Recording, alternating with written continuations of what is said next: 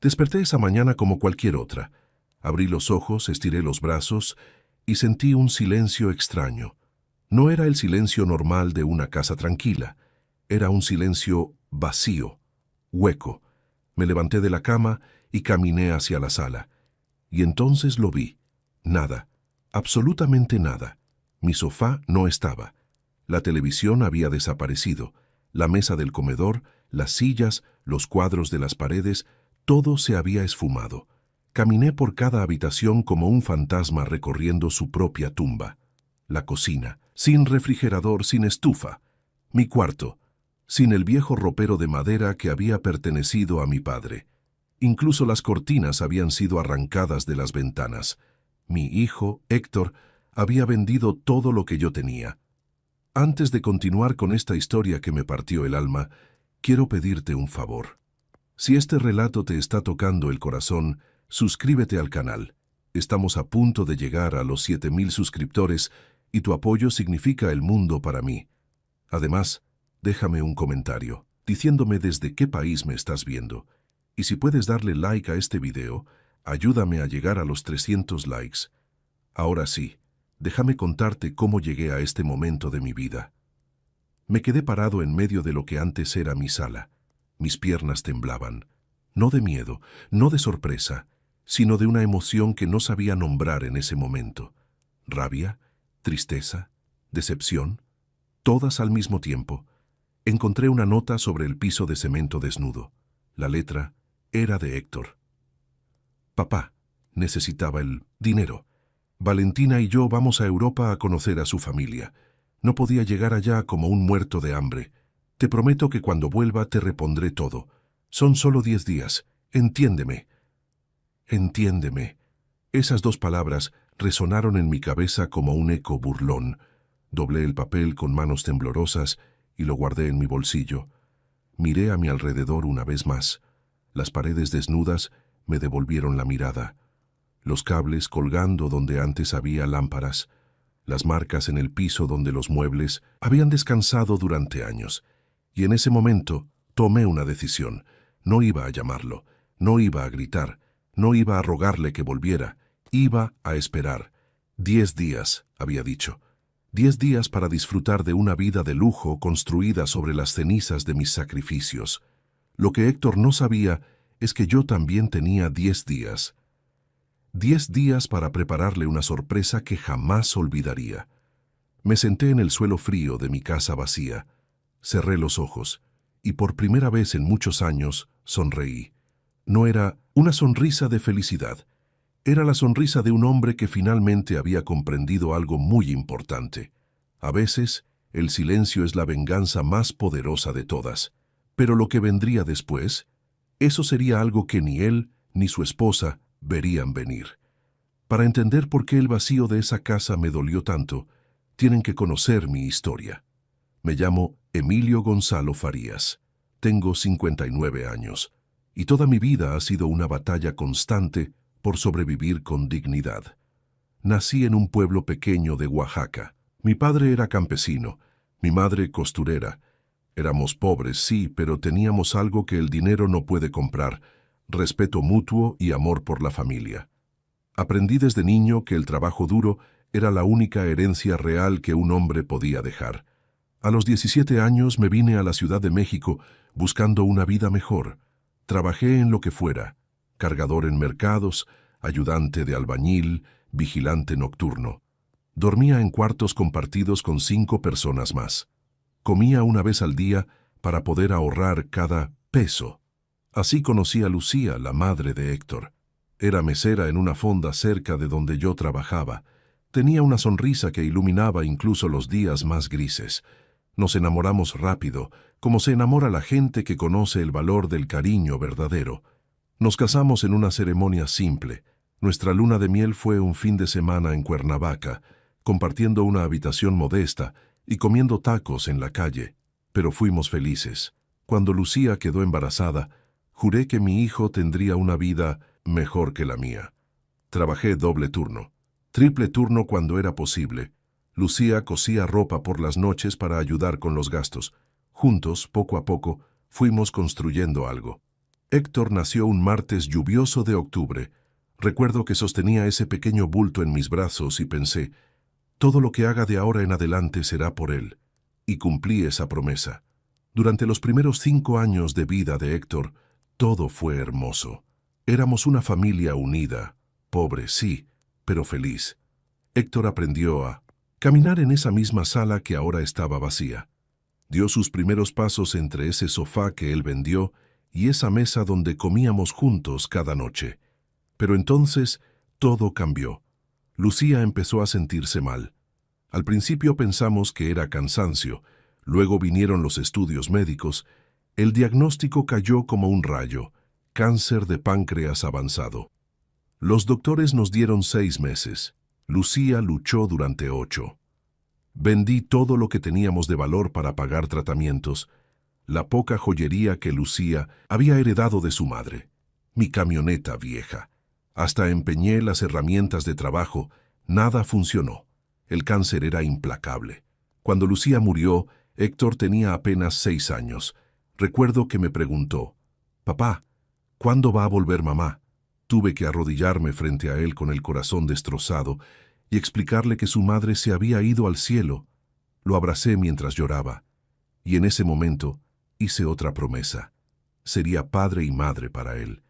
Durante los siguientes años me dediqué completamente a Héctor. Me levantaba a las 5 de la mañana para prepararle el desayuno. Trabajaba todo el día como encargado de mantenimiento en un edificio de oficinas. Llegaba a casa a tiempo para ayudarlo con la tarea.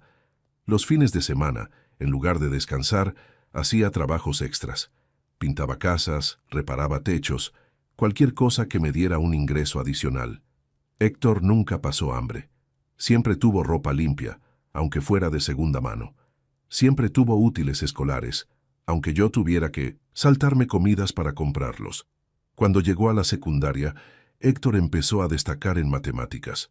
Su profesor me dijo que tenía potencial para estudiar ingeniería. Yo, que apenas había terminado la primaria, sentí un orgullo inmenso. «Va a ser ingeniero», me repetía a mí mismo. «Va a tener la vida que yo nunca tuve».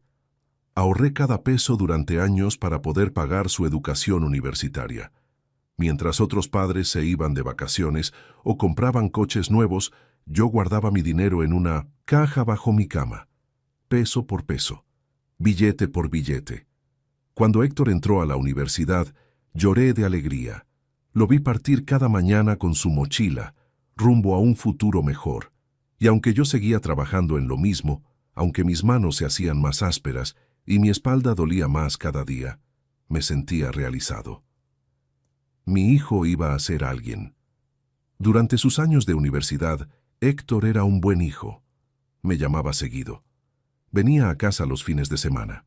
Comíamos juntos y me contaba sobre sus clases, sus proyectos, sus sueños. Me hablaba de las empresas donde quería trabajar, de los lugares que quería conocer. Yo lo escuchaba con admiración. Mi hijo, el universitario. Mi hijo, el futuro ingeniero. Héctor se graduó con honores.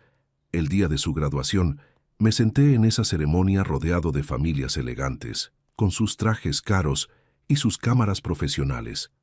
Yo llevaba mi único traje, el mismo que había usado en mi boda, remendado y planchado cuidadosamente. Pero cuando Héctor subió al estrado a recoger su título, me puse de pie y aplaudí más fuerte que nadie. Las lágrimas corrían por mis mejillas. No me importó que la gente me mirara. Ese era mi hijo, y yo había hecho eso posible. Después de la ceremonia, Héctor me abrazó y me dijo, «Gracias, papá. Todo lo que soy te lo debo a ti». En ese momento, todo el sacrificio había valido la pena. O eso creí. Porque lo que no sabía es que esas serían las últimas palabras genuinas de gratitud que escucharía de su boca. Porque pronto Valentina Ruiz entraría en nuestras vidas y todo cambiaría para siempre. Héctor conoció a Valentina en su primer trabajo como ingeniero junior en una empresa de construcción. Ella era asistente administrativa en el mismo lugar. Cuando me habló de ella por primera vez, noté algo diferente en su voz, una emoción que no había escuchado desde que era adolescente. «Papá, Conocí a alguien, me dijo por teléfono. Es especial. Me alegré por él. Después de todo, mi hijo merecía ser feliz. Merecía tener lo que yo había tenido con su madre. Amor verdadero. La primera vez que vi a Valentina fue un domingo que vinieron a comer a casa. Llegó con tacones altos, un vestido elegante y lentes de sol de marca. Entró a mi humilde hogar mirando todo con una expresión que intentaba ser neutral, pero que no podía ocultar cierto desdén. Sus ojos recorrieron las paredes con pintura descascarada, los muebles viejos pero limpios, el piso de cemento pulido. «Mucho gusto, don Emilio», me dijo, extendiendo una mano laxa, como si tocarme le diera asco. Preparé la mejor comida que pude: pollo en mole, arroz, frijoles refritos, tortillas hechas a mano. Puse la mesa con mis mejores platos, los que había guardado desde los tiempos de Lucía. Durante la comida, Valentina apenas tocó la comida. Movía los alimentos en su plato con el tenedor, haciendo muecas discretas. Héctor parecía nervioso, incómodo. «¿No te gusta la comida, hija?», le pregunté con sinceridad. «Ah, no, está bien. Es solo que estoy acostumbrada a una dieta más específica», respondió con una sonrisa falsa. Héctor cambió rápidamente de tema. Empezó a hablar de su trabajo, evitando mi mirada. Después de comer, mientras yo recogía los platos, los escuché hablar en voz baja en la sala. No fue mi intención espiar, pero las paredes de mi casa eran delgadas. «¿Tu papá siempre ha vivido así?», preguntó Valentina. «Es lo que hay», respondió Héctor. Su voz sonaba avergonzada. «Ay, amor, es que es muy diferente a lo que estoy acostumbrada. Mi familia tiene una casa en Polanco, otra en Cuernavaca.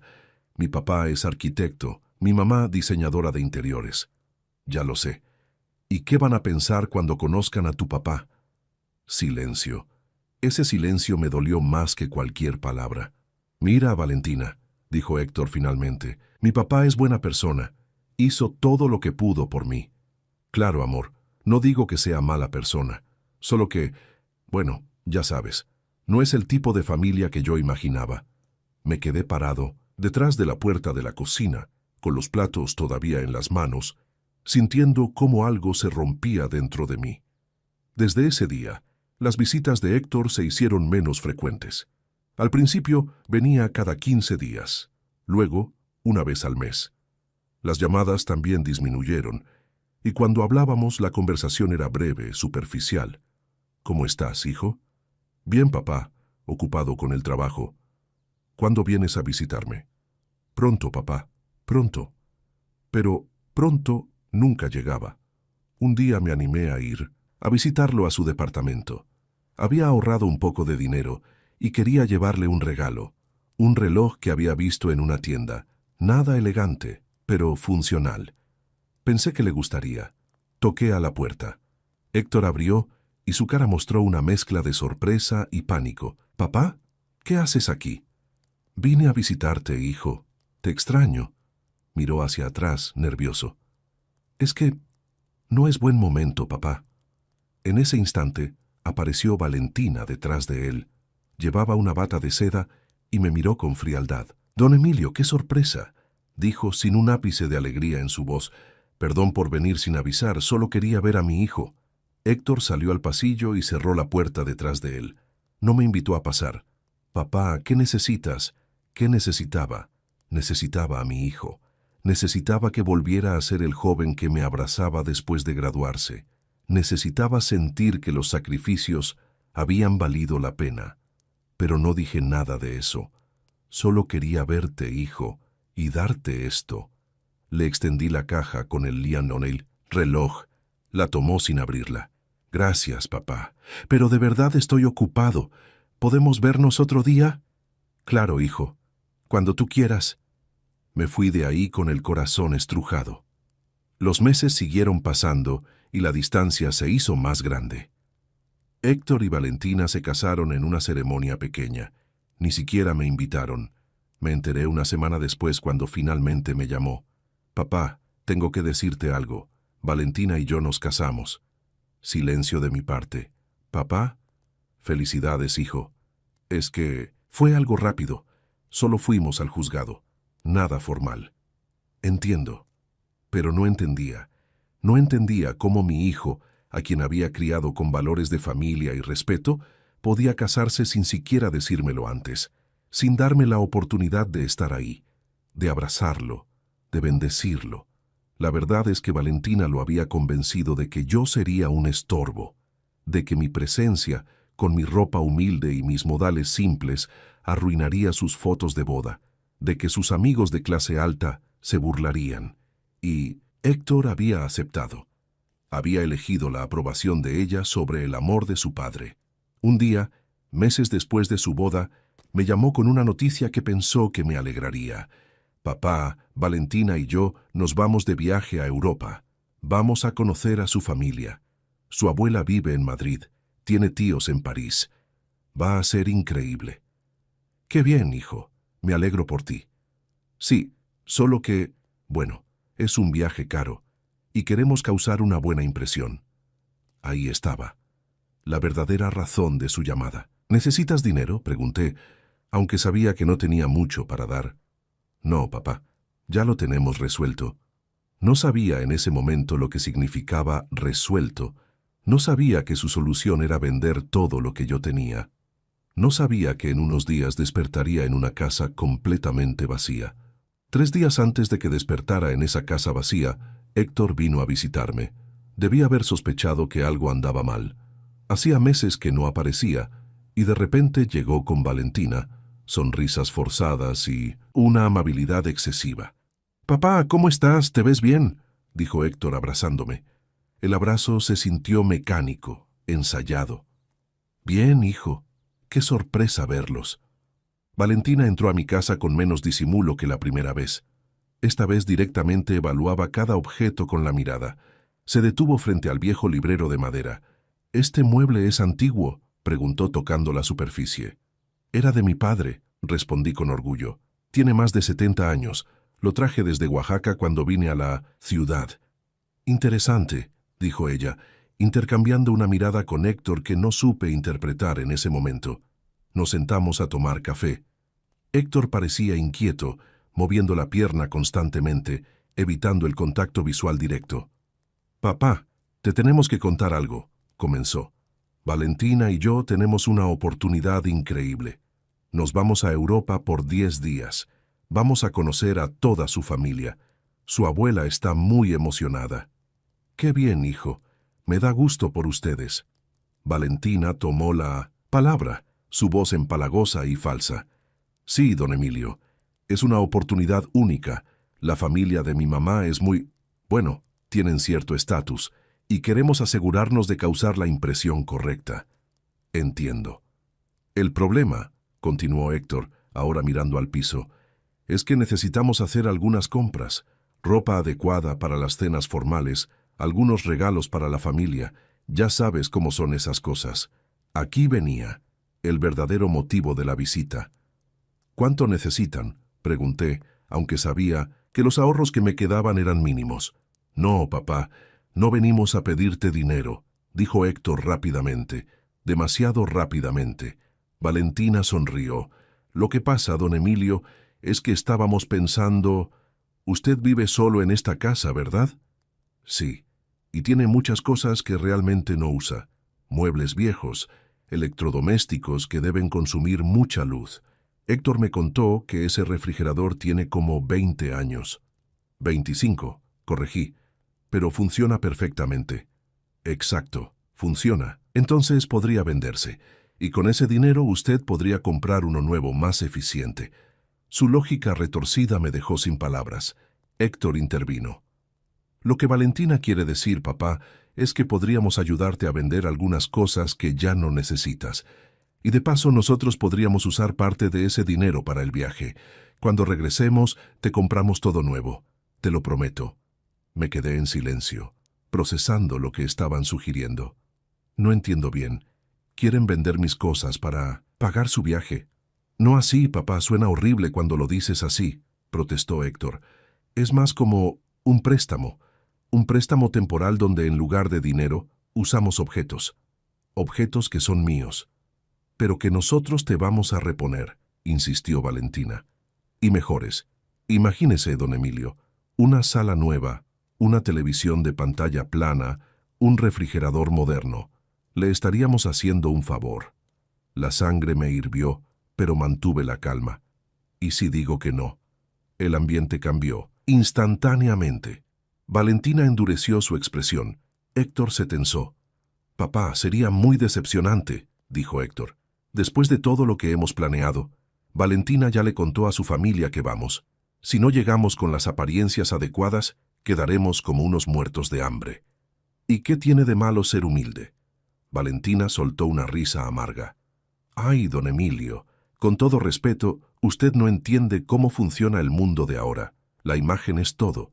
Si Héctor llega allá vestido como alguien de clase baja, jamás lo van a tomar en serio, jamás lo van a aceptar en la familia. Entonces tal vez esa no sea la familia correcta para mi hijo. Héctor explotó. Basta, papá, siempre es lo mismo contigo, siempre con tus sermones de humildad y valores. ¿Sabes qué? Estoy cansado de ser el hijo del pobretón. Estoy cansado de que mis amigos me pregunten por qué mi papá vive en una casa que parece bodega. Estoy cansado de tener que inventar excusas. Cada palabra fue una puñalada. Héctor, no, papá. Déjame terminar. Toda mi vida me has dicho que sacrificaste todo por mí, que trabajaste como burro para darme educación. ¿Y sabes qué? Tienes razón. Lo hiciste. Pero yo no te pedí que lo hicieras. Yo no pedí nacer pobre.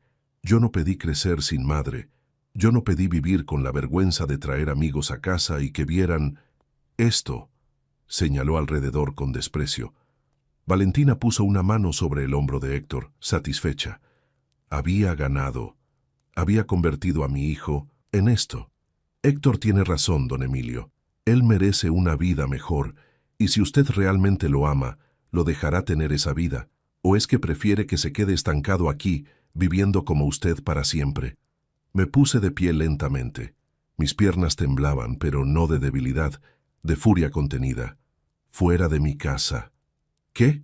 Preguntó Héctor. Dije que salgan de mi casa. Ahora. Valentina se levantó indignada. Ve, amor. Te dije que no iba a entender. Tu papá prefiere su orgullo estúpido antes que tu felicidad. Héctor me miró con una mezcla de rabia y algo que podría haber sido culpa. Pero la rabia ganó. Bien, papá, si así lo quieres. Se dirigió a la puerta, pero antes de salir se volteó. Solo para que sepas, vamos a hacer ese viaje de todas formas, con o sin tu ayuda, porque yo ya no voy a vivir como tú. Yo voy a ser alguien. Ya eres alguien, hijo, dije con voz quebrada. O al menos lo eras. Se fueron dando un portazo. Me quedé solo en mi sala, rodeado de los muebles que pronto desaparecerían. En ese momento no lo sabía, pero esa había sido la última conversación normal con mi hijo. Porque 2 días después, mientras yo dormía, Héctor regresó, pero no vino a disculparse. Vino con un camión y 3 hombres, y se llevaron absolutamente todo. Desperté en una casa fantasma, y con una nota que decía, son solo 10 días. Pero esos 10 días serían suficientes para cambiar todo, para siempre. Me senté en el piso frío de cemento durante horas. No lloré, grité, no, simplemente me quedé ahí mirando las paredes desnudas, sintiendo el eco de mi propia respiración en esa casa vacía. La nota de Héctor seguía en mi bolsillo. La saqué y la leí una vez más. Son solo 10 días. 10 días. En mi mente comenzó a formarse algo. No era un plan todavía. Era más bien una sensación, una certeza fría y clara. Este era el momento definitivo, el momento en que tenía que tomar una decisión sobre quién era yo y qué iba a permitir. Durante 59 años había sido un hombre paciente, un hombre que aguantaba, que perdonaba, que se sacrificaba en silencio esperando que el amor fuera suficiente recompensa. Pero el amor no era suficiente, no cuando la otra persona había dejado de valorarlo. Me puse de pie. Mis rodillas crujieron con el esfuerzo, pero logré levantarme. Caminé por cada habitación vacía, la sala donde Héctor había dado sus primeros pasos, el comedor donde habíamos celebrado cada uno de sus cumpleaños, con pasteles humildes pero hechos con amor, su antigua habitación, donde yo me quedaba despierto toda la noche cuando tenía fiebre, vigilándolo, rezando por su salud. Todo eso no significaba nada para él ahora, pero iba a significar algo para mí. Salí de la casa y caminé hasta la tienda de don Ramiro, a 3 cuadras. Don Ramiro era mi amigo desde hacía 30 años, un hombre bueno que había visto mi lucha, que conocía mi historia. «Emilio, ¿qué pasó?», me preguntó apenas me vio la cara. «Te ves terrible. Necesito usar tu teléfono, Ramiro, y necesito tu ayuda». Me llevó a la trastienda y me sirvió un café cargado. Le conté todo, cada detalle, desde la primera visita de Valentina hasta despertar en una casa vacía. Don Ramiro escuchó en silencio, su expresión endureciéndose con cada palabra. «Ese muchacho se volvió loco», dijo finalmente, «después de todo lo que hiciste por él. Necesito un abogado, Ramiro, y necesito actuar rápido. Tengo 10 días». Don Ramiro asintió. «Conozco a alguien. Mi sobrino, Eduardo, es abogado. Buen muchacho. Le voy a hablar ahorita mismo». 2 horas después estaba sentado frente a Eduardo Méndez, un abogado joven, pero con mirada seria y profesional. «Don Emilio, lo que su hijo hizo es técnicamente un robo», explicó Eduardo después de escuchar mi historia. «Entró a su propiedad y tomó sus pertenencias sin su consentimiento. No importa que sea su hijo, la ley es clara. No quiero meterlo a la cárcel», aclaré, «pero tampoco voy a permitir que crea que puede hacer esto y salirse con la suya». Eduardo sonrió levemente. «Entiendo. Entonces lo que necesitamos es una estrategia que le dé una lección sin destruirlo completamente. ¿Correcto?». «Correcto». Durante las siguientes horas, Eduardo y yo diseñamos un plan. Era simple, pero efectivo, y completamente legal. Primero, Eduardo redactaría una demanda formal por robo y despojo. La tendríamos lista, pero no la presentaríamos inmediatamente. Sería nuestra carta bajo la manga. Segundo, yo cambiaría las cerraduras de mi casa. Inmediatamente, Héctor ya no tendría acceso. Tercero, contactaríamos a las casas de empeño y tiendas de segunda mano en la zona para rastrear mis pertenencias. Con las fotografías que tenía y las facturas antiguas que había guardado, podríamos identificarlas. Cuarto, y este era el golpe maestro, yo haría algo que Héctor jamás esperaría. «Don Emilio», dijo Eduardo cerrando su libreta, «esto va a funcionar, pero necesito que entienda algo. Cuando hagamos esto, su relación con su hijo probablemente nunca será la misma». «Ya no es la misma», respondí con voz firme. «Eso ya lo destruyó él. Yo solo voy a asegurarme de que entienda que hay consecuencias». Salí de la oficina de Eduardo con una determinación que no había sentido en años. No era venganza lo que buscaba, era justicia, era dignidad, era demostrarle a mi hijo que su padre no era el tonto débil que él creía. Los siguientes días fueron un torbellino de actividad. Contraté a un cerrajero que cambió todas las chapas de mi casa, las puertas, las ventanas, todo. Héctor ya no podría entrar aunque quisiera. Don Ramiro me prestó un colchón inflable y algunos trastes básicos. «No es mucho, pero al menos podrás dormir y comer», me dijo con cariño paternal. Eduardo y yo recorrimos las principales casas de empeño de la zona. Y tuvimos suerte. Encontramos varios de mis muebles en diferentes lugares. El librero de mi padre, la televisión, incluso mi viejo sofá. «¿Quién les vendió esto?», pregunté al encargado de una casa de 1900 empeño. El hombre revisó sus registros. «Un tal Héctor Farías. Vino hace 3 días con un camión lleno». Eduardo sacó su grabadora. ¿Estaría dispuesto a repetir eso ante un juez si fuera necesario? El hombre se puso nervioso, pero asintió. «Sí, claro. Yo llevo mis registros al corriente. Teníamos evidencia, teníamos testigos, teníamos un caso sólido, pero yo no quería ir a corte. Quería algo mejor. Quería que Héctor viera con sus propios ojos lo que había perdido». El día 7, después de que despertara en la casa vacía, recibí una llamada de Eduardo. «Don Emilio, conseguí algo que le va a interesar. ¿Puede venir a mi oficina?». Llegué en 20 minutos. Eduardo tenía una sonrisa triunfal. Encontré el perfil de Instagram de Valentina. Adivine qué ha estado publicando. Me mostró su teléfono. Ahí estaban, fotos de Héctor y Valentina en París, en la Torre Eiffel, en restaurantes elegantes. Héctor llevaba un traje que nunca había visto. Valentina lucía vestidos caros y joyas, brillantes. Los comentarios eran predecibles. ¡Qué pareja tan hermosa! Viviendo la vida soñada. Se nota que tienen clase. Cada foto era un cuchillo en mi espalda, pero también era combustible para mi determinación. Eduardo, dije devolviendo el teléfono, ya sé qué vamos a hacer y va a ser perfecto. Los últimos 3 días antes del regreso de Héctor fueron los más ocupados. Eduardo y yo trabajamos sin descanso. Hicimos llamadas, firmamos documentos, organizamos cada detalle. Don Ramiro me ayudó con la logística. Otros vecinos que conocían mi historia también ofrecieron su apoyo. Resultó que no estaba tan solo como había pensado. «Ese muchacho te va a extrañar cuando sea tarde», me dijo doña Carmen, mi vecina de toda la vida. «Y va a arrepentirse el resto de su vida». «Espero que sí», respondí, «porque esa será la única forma en que realmente aprenda». La noche antes del regreso de Héctor, me senté en el piso de mi casa vacía una última vez. Miré las paredes desnudas, el techo con las manchas de humedad, los cables sueltos donde antes había lámparas. Esta casa había sido testigo de tanto, de amor y pérdida, de sacrificio y esperanza, de sueños cumplidos y corazones rotos. Pero mañana, esta casa sería testigo de algo más, de un padre que finalmente dijo basta. Saqué mi viejo teléfono y marqué un número que Eduardo me había dado. Contestaron al segundo timbre. «¿Está todo listo para mañana?», pregunté. «Todo listo, don Emilio, a la hora que usted diga». «Perfecto. Héctor, llega a las 3 de la tarde. Quiero que estén ahí a las 3:30. Ahí estaremos». Colgué el teléfono y sonreí en la oscuridad de mi casa vacía. 10 días. Héctor había dicho que eran solo 10 días, pero en 10 días yo había construido algo que él jamás vio venir.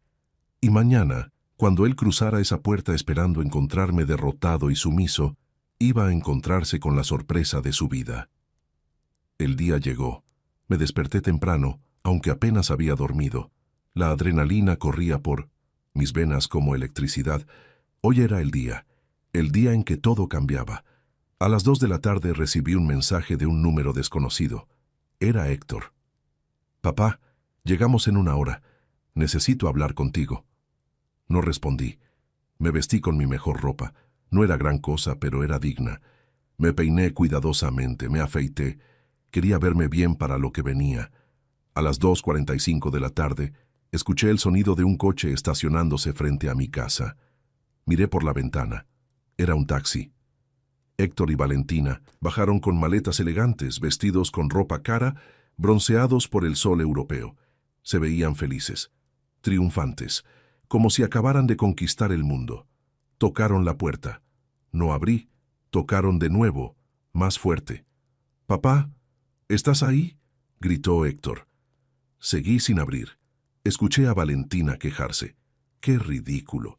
Probablemente está haciendo un drama». Héctor intentó usar su llave. No funcionó. Las cerraduras eran nuevas. «¿Qué demonios?», murmuró. Golpeó la puerta con más fuerza. «Papá, abre la puerta, tenemos que hablar». Finalmente abrí. Debieron haber esperado encontrarme destrozado, enojado, llorando quizás. En lugar de eso, me encontraron de pie en el marco de la puerta, tranquilo, con una expresión serena en el rostro. «Héctor, Valentina, qué bueno que llegaron a tiempo», dije con voz calmada. Héctor parpadeó confundido. «Papá, ¿por qué cambiaste las cerraduras?» «Porque esta es mi casa, y decido quién entra». Valentina bufó. «Ay, por favor, no sea dramático, don Emilio». «Héctor, solo tomó prestadas algunas cosas. Ya le dijimos que íbamos a reponer todo». «Prestadas», repetí con una sonrisa irónica. Interesante palabra para describir un robo. «¿Robo?». Héctor se puso pálido. «Papá, no seas exagerado, soy tu hijo». «Exactamente, eres mi hijo. O eras, ya no estoy seguro». En ese momento, llegaron 2 cosas simultáneamente. Primero, Un camión de mudanza se estacionó frente a la casa. Eduardo bajó de un coche que venía detrás. Segundo, una patrulla de policía se detuvo junto al camión. Héctor miró todo esto con los ojos muy abiertos. ¿Qué está pasando? Eduardo se acercó con una carpeta en las manos. Buenas tardes, soy el licenciado Eduardo Méndez, abogado de don Emilio Gonzalo Farías. ¿Usted es Héctor Farías? Sí. ¿Qué quiere? Tengo una notificación legal para usted. Le extendió un sobre. Héctor lo tomó con manos temblorosas y lo abrió. Su cara pasó de la confusión al pánico mientras leía. ¿Una demanda? ¿Me estás demandando, papá? Por robo, despojo y daño moral, confirmé. Tengo testigos, tengo evidencia, tengo las facturas de compra de cada objeto que vendiste y tengo el nombre de cada casa de empeño donde los llevaste. Valentina arrebató el documento de las manos de Héctor. Esto es absurdo. No puede demandarnos. Puedo y lo estoy haciendo, respondí. ¿A menos qué? Preguntó Héctor desesperado. Eduardo intervino. A menos que acepten los términos del acuerdo extrajudicial que hemos preparado. Sacó otro documento de 1900, su carpeta. Es simple. Ustedes tienen 3 opciones. 1, enfrentar la demanda y posiblemente la cárcel por robo. 2, devolver cada peso que obtuvieron de la venta de las pertenencias de don Emilio, más intereses y daños. O 3, hizo una pausa dramática. Aceptan las condiciones que don Emilio ha establecido y retiramos la demanda. Héctor me miró con ojos suplicantes. Papá, por favor, no hagas esto. Yo no hice nada, hijo. Tú lo hiciste. Tú tomaste la decisión de vender las cosas de tu padre para impresionar a gente que no conoces. Ahora acepta las consecuencias. En ese momento, los del camión de mudanza comenzaron a descargar cosas, muebles, electrodomésticos, cajas. Héctor miraba todo sin entender. ¿Qué es esto? Esto, dije con una sonrisa, es todo lo que compré con el dinero que obtuve de vender la casa. ¿Qué? Gritaron Héctor y Valentina al unísono. Así es. ¿Recuerdan esa casa vieja y humilde que tanto les avergonzaba? La vendí. Hace 3 días cerré la venta. Por un precio muy bueno, debo agregar. Resulta que esta zona se está revalorizando. Los desarrolladores inmobiliarios están comprando todas las propiedades. Héctor estaba en shock total. Pero, ¿dónde vas a vivir? Compré un departamento pequeño en otra colonia, moderno, nuevo, con seguridad y todo, algo que debía haber hecho hace años. Valentina estaba calculando en su cabeza. Espera, si vendió la casa, entonces el dinero es mío, completé, todo, y ya lo usé. Parte en el departamento nuevo, parte en muebles nuevos que no pueden vender porque están a mi nombre y bajo llave, y parte en algo especial. Eduardo sonrió, sabía lo que venía. ¿Ven a esa señora ahí? Señalé hacia el camión. Una mujer de unos 55 años supervisaba la descarga. Ella es Sofía, es trabajadora social. Le doné una cantidad considerable a su fundación que ayuda a ancianos abandonados por sus familias. Irónico, ¿no? Héctor cayó de rodillas en la banqueta. Literalmente. Sus piernas dejaron de sostenerlo. No, no puede ser. Puede ser y es. También contraté a un notario que documentó todo. La venta de la casa, el robo de mis pertenencias, todo. Está registrado legalmente. Así que aquí está el trato, Héctor. Firmas este acuerdo donde aceptas que cometiste un error. Te comprometes a pagar una cantidad mensual por daños morales durante los próximos 5 años y nunca vuelves a acercarte a mí sin mi consentimiento. ¿O qué? Preguntó Valentina con veneno en la voz. O procedo con la demanda. Y créeme, con la evidencia que tengo, vas a la cárcel. Y tu esposa también, como cómplice. Un oficial de policía se acercó. ¿Don Emilio? ¿Necesita que hagamos algo? Todavía no, oficial. Démosles un momento para decidir. Héctor miraba el documento que Eduardo le había dado. Sus manos temblaban tanto que apenas podía leer. Esto dice que tengo que pagar 5,000 pesos mensuales durante 5 años. 300,000 pesos en total, confirmé. Menos de lo que obtuviste vendiendo mis cosas, pero suficiente para que recuerdes esta lección cada mes durante los próximos 5 años. No tenemos ese dinero, gritó Valentina. Entonces consíganlo, o vayan a la cárcel. Ustedes eligen. El silencio que siguió fue absoluto. Solo se escuchaba el sonido de los muebles siendo descargados del camión, cada golpe un recordatorio de que esta vez el padre había ganado. Héctor levantó la vista, lágrimas corriendo por sus mejillas. Papá, lo siento. De verdad lo siento. No me importa si lo sientes, me importa que entiendas. Y la única forma de que entiendas es que pagues, literal y figurativamente. Héctor firmó el acuerdo. Lo hizo con manos temblorosas, con lágrimas cayendo sobre el papel, pero lo firmó. Valentina intentó convencerlo de no hacerlo, de llamar a un abogado de verdad, pero Héctor sabía que no tenía opción. Eduardo guardó los documentos firmados en su portafolio. Bien, esto es legalmente vinculante. El primer pago vence el día 15 del próximo mes. Si se atrasan aunque sea un día, procederemos con la demanda original. ¿Entendido? Héctor asintió en silencio.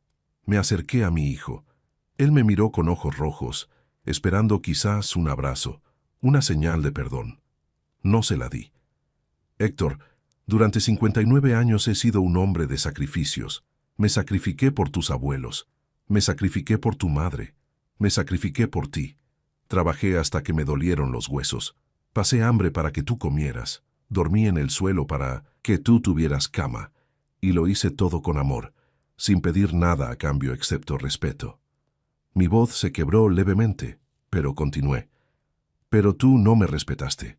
Me viste como un obstáculo, como una vergüenza, como algo que había que esconder o de lo que había que aprovecharse. Y eso, hijo, eso no lo puedo perdonar tan fácilmente. Papá, yo... Levanté una mano.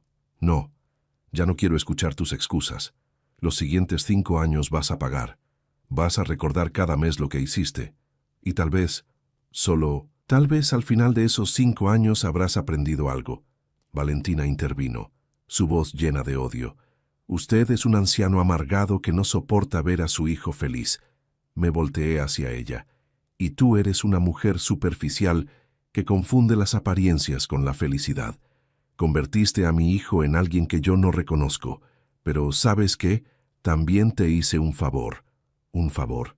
Sí, ahora conoces al verdadero Héctor, al hombre que es capaz de robarle a su propio padre, al hombre que elige el dinero sobre la familia. Ese es el hombre con el que te casaste. Espero que sea lo que esperabas. Valentina se quedó sin palabras. Por primera vez desde que la conocí, no tuvo una respuesta arrogante. Me alejé de ellos y me subí al coche de Eduardo. Antes de cerrar la puerta, miré una última vez a Héctor.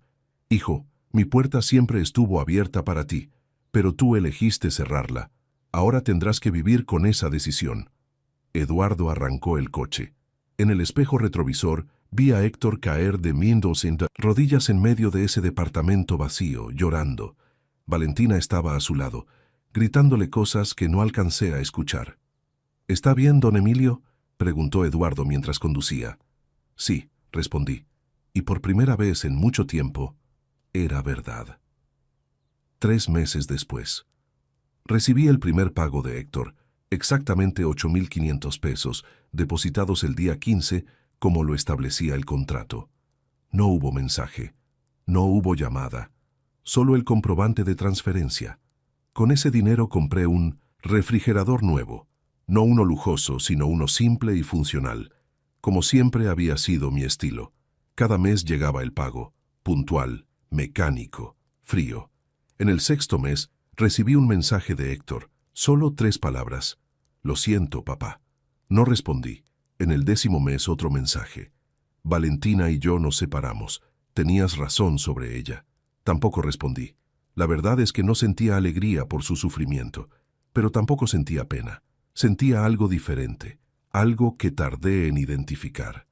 Paz. Paz de saber que había hecho lo correcto, que no me había dejado pisotear, que había defendido mi dignidad cuando más importaba. Un día, un año después de todo aquello, estaba sentado en mi nueva sala, modesta pero mía, cuando alguien tocó a la puerta.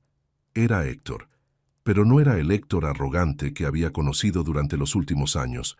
Este Héctor tenía ojeras, ropa simple, zapatos gastados, las manos en los bolsillos, la mirada hacia el suelo. «Hola, papá». «Héctor». Nos quedamos en 1900 en silencio por un momento eterno. «¿Puedo pasar?». Dudé, pero finalmente asentí. Se sentó en el sofá con nerviosismo. Miró alrededor, notando los cambios. Los muebles nuevos pero sencillos. Las paredes recién pintadas. La vida que yo había reconstruido sin él. «La casa se ve bien», dijo con voz suave. «Gracias». Más silencio. «Papá, yo he pasado este año pensando, mucho. Perdí mi trabajo. Valentina me dejó cuando ya no pude mantener su estilo de vida. Me quedé solo. Y en esa soledad, finalmente, entendí». «¿Qué entendiste?». Las lágrimas comenzaron a caer por sus mejillas. «Que tú eras lo único real que tenía, que todo lo demás era mentira. Las apariencias, el dinero, la ropa cara, nada de eso importaba.